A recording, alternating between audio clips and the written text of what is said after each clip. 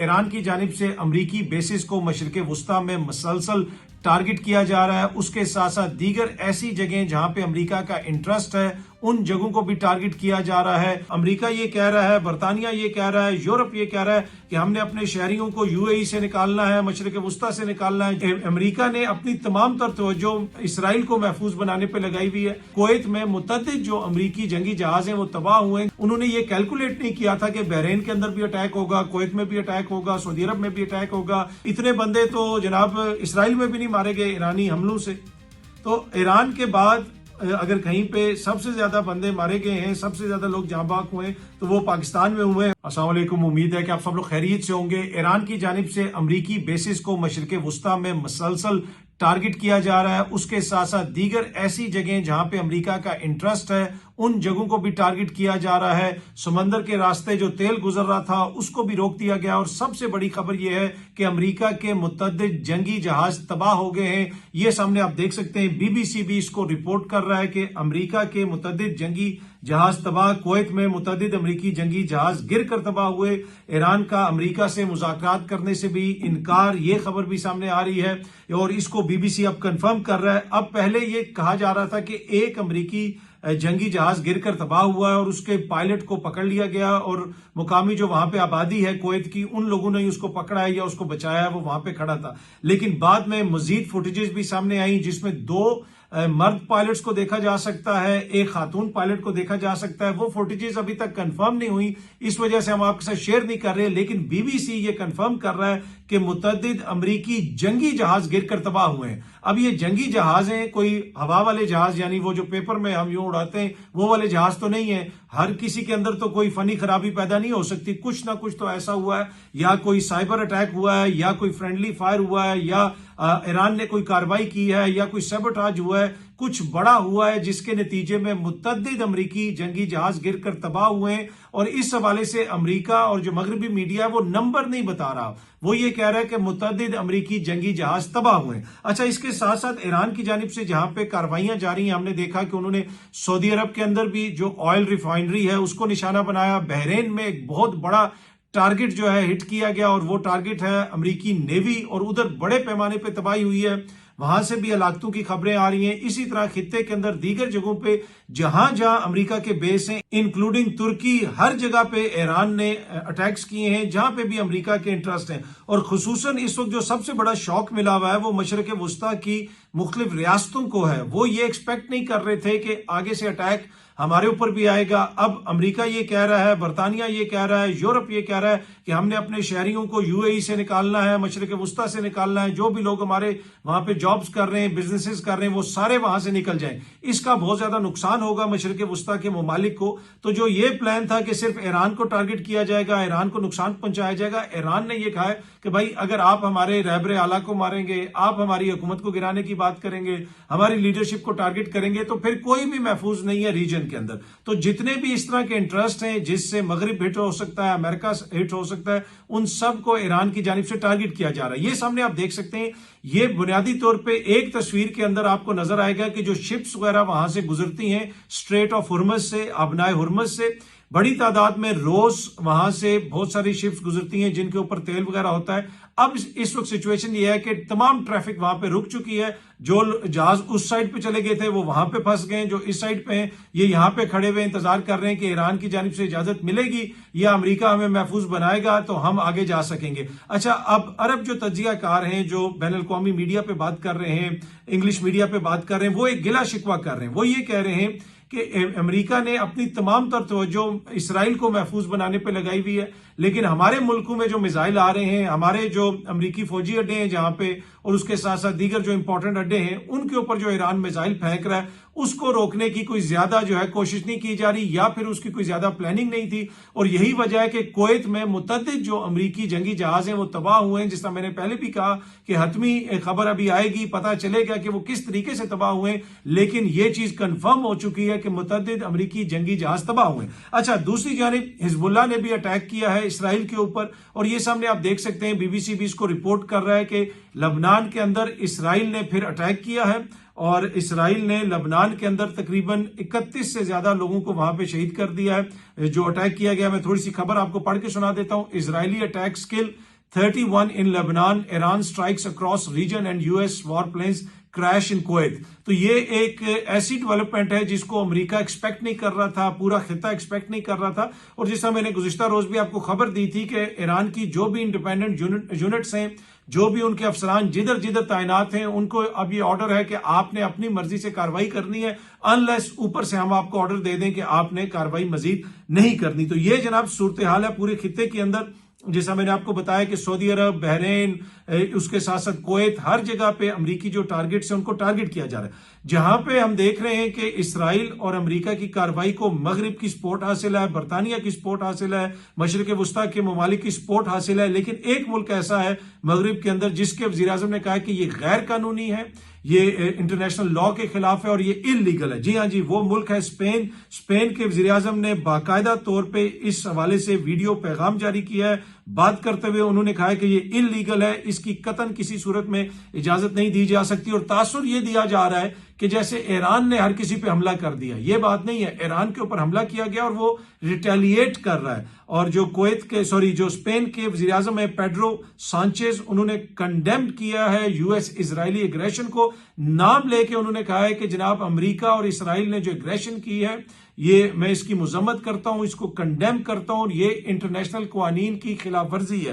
तो एक वजीर आजम ऐसा है, यानी स्पेन का वजीर आजम यूरोप के अंदर, जिसने खुल के इसके ऊपर बात की है, इसकी मुजम्मत की है और अमेरिका और इसराइल का नाम लेके कहा है कि भाई आप लोग बैन अल-अक़वामी कानून की खिलाफ वर्जी कर रहे हैं। दूसरी जानिब जिस तरह मैंने अर्ज किया कि बहुत सारे मगरबी ममालिक और मगरबी जो वेस्टर्न मीडिया है उसकी कवरेज देखें तो लगता है ऐसे है कि मगरिब अंडर अटैक है, ईरान ने अटैक कर दिया है, ईरान सब पे हमले कर रहा है और दुनिया जो है वो ईरान से बचने की कोशिश कर रही है। हालांकि सिचुएशन इसके बिल्कुल बरअक्स है, ईरान के ऊपर अटैक हुआ।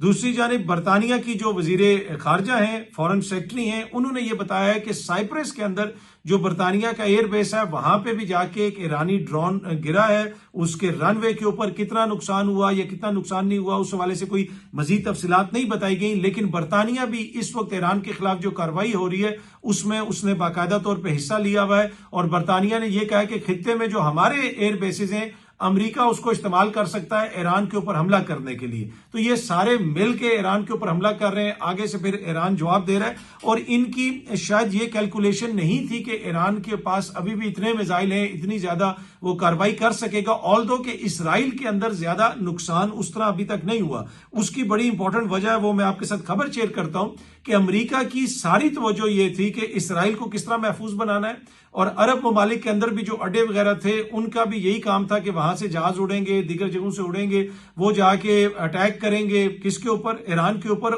लेकिन जब ईरान आगे से इसराइल के ऊपर अटैक करेगा तो हम सब मिलकर इसराइल को महफूज बनाएंगे। तो लगता यह है कि उस प्लानिंग में उन्होंने ये कैलकुलेट नहीं किया था कि बहरीन के अंदर भी अटैक होगा, कुवैत में भी अटैक होगा, सऊदी अरब में भी अटैक होगा, यूएई में भी अटैक होगा, साइप्रस में भी अटैक होगा। जिधर जिधर आपके अड्डे हैं, जहां जहां से आप कार्रवाई करेंगे वहां वहां से आगे जो है अटैक किया जाएगा। वो ये समझ रहे थे कि ईरान कभी भी ऐसी हरकत नहीं करेगा कि वो तमाम मशरिक वस्ता के ममालिक जहां पे अड्डे हैं उन पे अटैक कर दे, यानी उधर अड्डों पे अटैक कर दे। वो तो ऐसे लिया जाएगा कि जैसे उन ममालिक के ऊपर हमला हो गया तो इस वजह से जंग बढ़ जाएगी और ईरान जो है उनके ऊपर हमला नहीं करेगा। और इसी वजह से आपने देखा कि फौरन जो है मजम्मत शुरू हो गई कि ईरान ने मशरिक वस्ता के ममालिक पे जो है हमला कर दिया, ईरान ने ये कर दिया, ईरान ने वो कर दिया।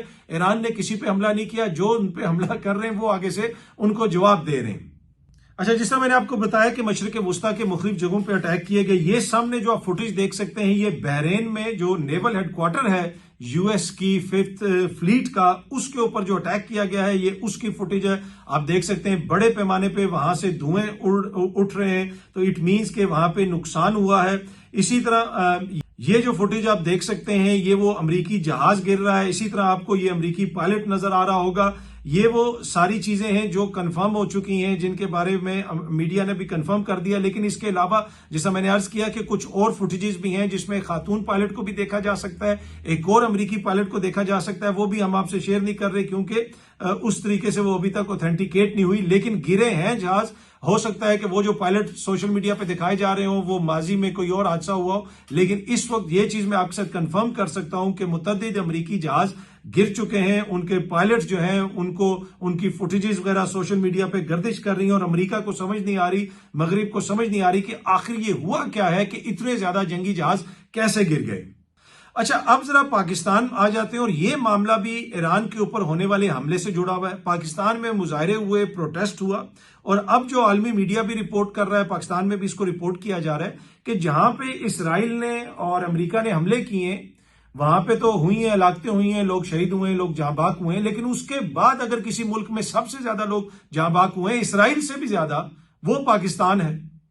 मुजाहरे हो रहे थे, उन पे फायरिंग हुई और शहनशाह नकवी जो है, अलामा शहनशाह नकवी, वो ये क्लेम कर रहे हैं कि 35 शहादतें हुई हैं पाकिस्तान में, जिसमें उन्होंने कहा है कि जी 16 कराची में हुई हैं, 7 गिलगित में, 6 अफराद स्कर्दू में और इस्लामाबाद में भी वो 6 अफराद का दावा कर रहे हैं। लेकिन अगर आप आलमी मीडिया को देखें तो रॉयटर्स रिपोर्ट कर रहा है 23 बंदे पाकिस्तान में मारे गए हैं, गार्डियन रिपोर्ट कर रहा है कि 22 बंदे पाकिस्तान में मारे गए हैं, इसी तरीके से अल जजीरा रिपोर्ट कर रहा है कि 20 बंदे पाकिस्तान में मारे गए। इतने बंदे तो जनाब इसराइल में भी नहीं मारे गए ईरानी हमलों से। तो ईरान के बाद अगर कहीं पे सबसे ज्यादा बंदे मारे गए हैं, सबसे ज्यादा लोग जाँ बाक हुए तो वो पाकिस्तान में हुए हैं और उसके बाद फिर आपको पता है कि लबनान में हुए, क्योंकि लबनान पर भी इसराइल ने हमला किया है। तो यहां पे तो ना इसराइल ने हमला किया ना अमेरिका ने हमला किया, लेकिन 2 दर्जन से ज्यादा पाकिस्तानी मारे गए हैं। मैंने कल भी ये बात की थी कि ये क्या मसला है कि जो ही प्रोटेस्ट होता है गोली चल जाती है। अभी जो नॉर्दर्न एरियाज हैं वहां पे इस वक्त आपको पता है कर्फ्यू लगा दिया गया है, वहां पे भी काफी ज्यादा फायरिंग वगैरह हुई, काफी मसला वहां पे क्रिएट हुआ। इसी तरह इस्लामाबाद में भी फायरिंग हुई, कराची में भी फायरिंग हुई। तो क्या क्राउड को मैनेज करने का कोई और तरीका कार नहीं है? जिस तरह मैंने अर्ज किया कि इतने बंदे तो इसराइल में ईरान नहीं मार सका जितने बंदे हमने खुद अपने पाकिस्तान में मार दिए। अब जो लोग प्रोटेस्ट कर रहे हैं उनका ये राइट है कि वो प्रोटेस्ट करें, लेकिन उनका ये राइट नहीं है कि आप जाके अमेरिकी कॉन्सुलेट के ऊपर हमला कर दें या सिक्योरिटी फोर्सेस के ऊपर हमला कर दें या आप रेड जोन के अंदर घुसने की कोशिश करें और कहें जी हम जाके अमेरिकन एम्बेसी के सामने जाके एहतजाज करेंगे, हम अमेरिकन एम्बेसी के अंदर घुसेंगे। दुनिया भर में मुजाहिरीन ऐसे करते हैं। इसराइली एम्बेसी के बाहर इंडिया में भी एहतजाज हो रहा था, लेकिन पुलिस मैनेज करती है। वो जो वाटर कैनन है जो खान की बहनों के ऊपर पानी फेंकता है, वो वाटर कैनन इधर क्यों नहीं इस्तेमाल होता? इधर वाटर कैनन इस्तेमाल करें। इधर जो क्राउड मैनेजमेंट है, जो राइट मैनेजमेंट है, वो टेक्निक्स अपनाएं, उस तरीके से डील किया जाए। फर्स्ट चीज जो खबर आती है, पता चलता है कि खुदा न खास्ता गोली चली और बंदे मर गए। ये पाकिस्तानी है और जो एहतजाज कर रहे हैं उनको भी देखने की जरूरत है कि भाई आप एहतजाज जो करें वो आइन और कानून के दायरे के अंदर रहते हुए करें। पर एनीवे बड़ी बदकिस्मत सूरत हाल है कि ईरान के बाद अगर कहीं पे सबसे ज्यादा बंदे मारे गए हैं, यानी लबनान और ईरान के बाद जहां पे इसराइल ने हमले किए, उसके बाद अगर कहीं पे सबसे ज्यादा बंदे मारे गए हैं तो वो पाकिस्तान में है। अच्छा, दूसरी जानिब मैं ये देख रहा था कि पाकिस्तान की जो कार्रवाइयां हैं, तालिबान के जो टारगेट्स हैं अफगानिस्तान के अंदर वो जारी हैं और बड़ी कैलकुलेटेड किस्म की कार्रवाइयां हैं, जहां पे उनके एमुनिशन जो डेपो वगैरह है, जहां पे उन्होंने असला रखा हुआ है, मुख्तलिफ दहशतगर्द तंजीमें जो असला वगैरह वहां से इस्तेमाल करती हैं, उन सारे ठिकानों को निशाना बनाया जा रहा है। ये सामने आप देख सकते हैं, मीडिया भी रिपोर्ट कर रहा है। अफगान तालिबान रजीम के खिलाफ पाक फौज की मुंह तोड़ कार्रवाई, खोस्त एमुनिशन डिपो तबाह, ये एक्सप्रेस न्यूज रिपोर्ट कर रहा है। इसकी फुटेज वगैरह भी जारी की गई है और अब तक जो भी पाकिस्तान ने कार्रवाई की है उसकी फुटेजेस आपको नजर आ रही हैं। आप मीडिया पे भी देख सकते हैं, सोशल मीडिया पे भी देख सकते हैं। किसी चीज को भी आगे से काउंटर नहीं किया गया, किसी ने ये नहीं कहा कि जनाब ये गलत है या ये फेक है। वो सारी चीजें सबूत के साथ पूरी दुनिया के सामने रखी जा रही। लेकिन एक चीज हो रही है, वो क्या चीज है कि भारतीय मीडिया ने पाकिस्तान के ऊपर अटैक करवाया हुआ है। जी हाँ जी, भारतीय मीडिया ये बार बार रिपोर्ट कर रहा है कि जो अफगान ड्रोन्स हैं उन्होंने आके पाकिस्तान पे अटैक किया है। नूर खान एयर बेस तक पर उन्होंने हमला करवा दिया। जी हाँ जी, अब नूर खान एयर बेस मुझे पता है किधर है, दिन में कितनी दफा हो सकता है हमारा वहां से गुजरना हो, दिन में ना भी गुजरे तो एक आधे दिन बाद कहीं ना कहीं चक्कर लग जाता है। जो भी पिंडी इस्लामाबाद में रहता है वो उसके आगे पीछे से गुजरता रहता है।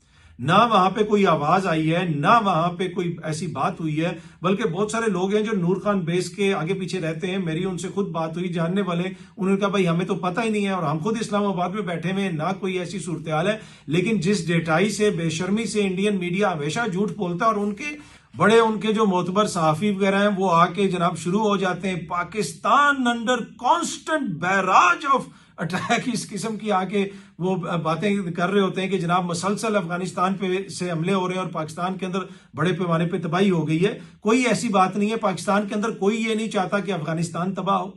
पाकिस्तान के अंदर जो सबकी ये ख्वाहिश है कि ये मामला बातचीत से हल हो, पर मसला है क्रॉस बॉर्डर टेररिज्म का, और यही पाकिस्तान कह रहा है कि भाई आप इसके ऊपर थोड़ी सी चीज देखें, कैसे इस चीज को बेहतर तरीके से हल किया जा सकता है। अगर इसी तरह दहशतगर्दी होती रहेगी तो यकीनन फिर आपको हमें भी कोई जवाब देना पड़ेगा। लेकिन मैं अब भी समझता हूं कि इसमें पाकिस्तान को बातचीत से मसले को हल करने की जरूरत है। सफारतकारी बड़ी इंपॉर्टेंट है, जंगों से किसी चीज का हल नहीं निकलता। और ये जो मसला है अफगानिस्तान के साथ, अफगानिस्तान वैसे भी हमारा नेबर मुल्क है, ब्रादर इस्लामिक मुल्क है। रमजान के महीने में ये जिस किस्म की जंग जो चल रही है ये मुनासिब नहीं है। मैं तो बार बार ये कह रहा हूं कि ऐसा नहीं होना चाहिए, लेकिन जो जमीनी हकायक हैं वो भी आपको देखने पड़ेंगे कि कैसे वहां से बार बार दखल अंदाजी होती है, दरअंदाजी होती है, तश्कीलें आती हैं, किस तरह वो जनाब इधर आके अटैक्स करते हैं। तो वो ये सारी चीजें जो पाकिस्तान उनके सामने रखता रहा है और उनको ये कहता रहा है कि भाई आप इनको बॉर्डर से दूर कहीं पे ले जाएं, कहीं और जाके बसा दें, ताकि ये कम से कम पाकिस्तान में आके अटैक ना करें। इतना तो कंट्रोल आपका है। बाकी अगर हर चीज के ऊपर कंट्रोल है तो वो चीज बदकिस्मती से फिर जो है उसकी वजह से ये सूरत हाल पैदा हुई कि पाकिस्तान को वहां पे कार्रवाई करनी पड़ रही है। लेकिन अभी भी मैं ये समझता हूं कि ये जो जंग है ये नहीं होनी चाहिए। बातचीत से मसले का हल होना चाहिए, जंगों से कोई मसला हल नहीं होता। लेकिन जो खबरें भारतीय मीडिया दे रहा है वो सरासर दरोगोई है, झूठ है, और इतना ढिठाई से और बेशर्मी से झूठ बोला जाता है कि इंसान को समझ नहीं आती कि इस पे बंदा रोए, हंसे, तनकीद करे, क्या करे। एनीवे, एक और बड़ी खबर है, बड़ी इंपॉर्टेंट खबर है पाकिस्तान से रिलेटेड, वो आपके साथ शेयर करनी है। जो आम इंतखाबात में 2024 के बाद पंजाब में जो इलेक्शन ट्रिब्यूनल्स बनाए गए थे, जिन्होंने फैसला करना था कि कौन जीता कौन हारा, आपको पता है बहुत सारे धांधली के इल्जामात लगे, मुबैना धांधली के। उस वक्त के जो chief justice of Lahore high court थे, उन्होंने हाजिर सर्विस जज साहिबान के ट्रिब्यूनल बनाए। उसके ऊपर इलेक्शन कमीशन ऑफ पाकिस्तान से काफी ज्यादा मसला बना। फिर वो जो मोजिज चीफ जस्टिस साहब थे, अचानक पता चला कि उनकी बेटी का कभी कोई एक्सीडेंट हुआ था, लोगों ने उनके खिलाफ जनाब मुजाहरे शुरू कर दिए, बहुत कुछ हुआ, और फिर उनको वहां से एलिवेट करके सुप्रीम कोर्ट ऑफ पाकिस्तान भेज दिया गया। फिर नई मोजिज चीफ जस्टिस साहिबा वहां पे आ गई और मामला इस तरह हल हुआ कि जी आधे हाजिर सर्विस जज साहिबान होंगे ट्रिब्यूनल में और आधे जो है वो जो रिटायर्ड हुए हुए जज साहिबान है उनको तैनात किया जाएगा। लेकिन अब एक और जो खबर सामने आ रही है, ये सामने आप देख सकते हैं, सीनियर सहाफी फहीम अख्तर साहब हैं, उन्होंने इलेक्शन कमीशन ऑफ पाकिस्तान का एक नोटिफिकेशन भी शेयर किया हुआ है। और फहीम अख्तर साहब ने जो खबर शेयर की है वो ये है कि 3 हाजिर सर्विस जजिस पर मुश्तमिल इलेक्शन ट्रिब्यूनल्स खत्म कर दिए गए हैं जी।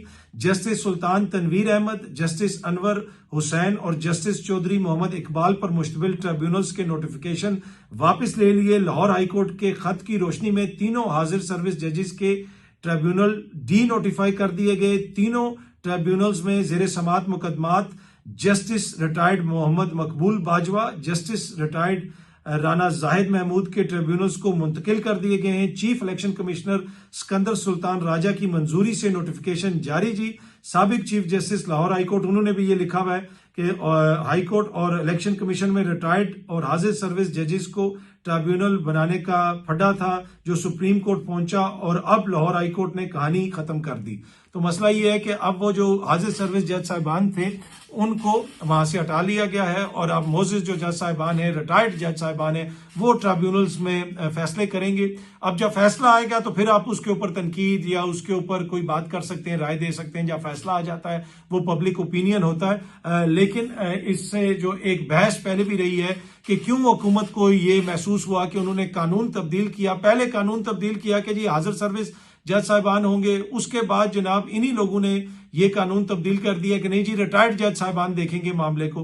तो फिर आपने देखा कि जस्टिस जहांगीरी का ट्रिब्यूनल देख रहा था इस्लामाबाद के 3 हलकों को और उन 3 हलकों के हवाले से तहफुजात थे और उन 3 हलकों के हवाले से वो फॉर्म 45 मंगवा रहे थे और फिर वो ट्रिब्यूनल भी खत्म हो गया। और यहाँ चीज पता चली कि वो ट्रिब्यूनल ने फॉर्म 45 या 47 असली हैं ये नकली हैं, वो फैसला तो बाद में करना था।